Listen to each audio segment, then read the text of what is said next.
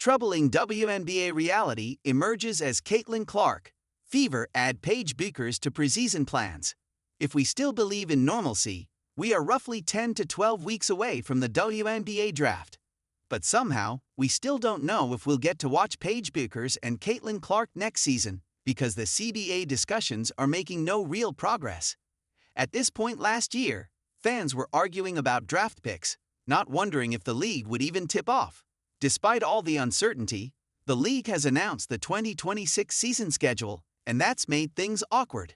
The WNBA wants everyone to believe that the season will begin on May 8, but this isn't as straightforward as it seems.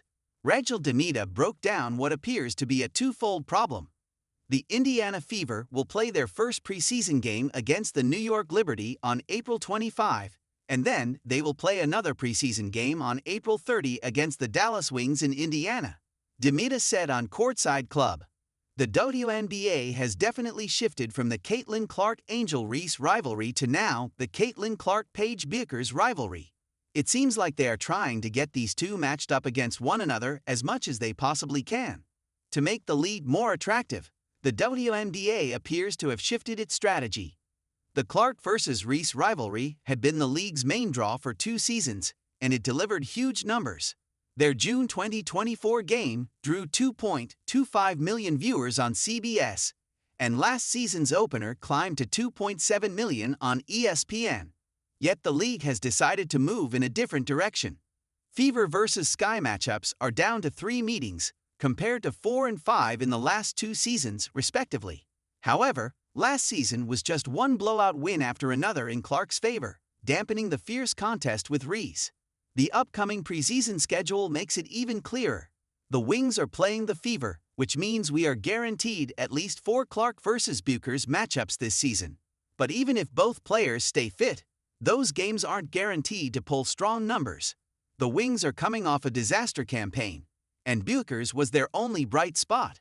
The team has no room to be considered an underdog, especially when the Golden State Valkyries had such a good year. Aren't we moving a little too fast here? Now these preseason games are in April. The season starts in the first week of May. But there's also training camp that has to start before all of this, DeMita further explained. They're going to be back in training camp at least a few weeks before this game.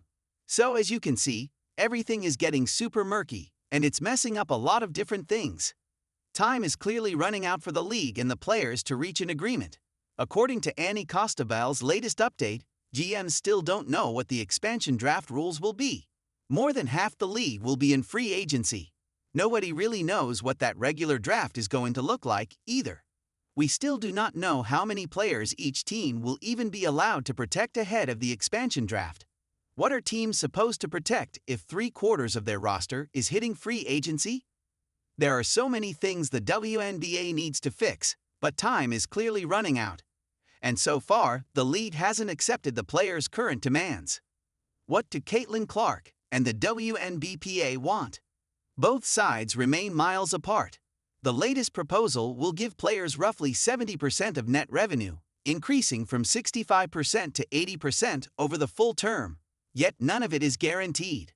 The league's net revenue system does not guarantee owners a profit, meaning teams could be forced to absorb losses if revenues fall or expenses rise beyond their control, per Sportico. The players want a deal that gives them 30% of gross revenue. It is much simpler to manage than the WNBA's current model, even if it is not as complex as those of other leagues. In that model, the other 70% would remain with the league to cover expenses and operations without deducting costs upfront. But the league has not reached out about it yet, and time is running out. Players have already voiced their frustration about the schedule release. Azura Stevens dropped a string of question marks under an Instagram post about the WNBA schedule, and Aja Wilson posted a movie clip of a guy banging a table with the caption, "Me looking at the schedule release." If things do not improve from here, it is hard to imagine a future where they avoid a lockout. However, even if the season does happen, there is no realistic scenario in which everything gets finalized in time for a smooth May 8 start, as the league wants.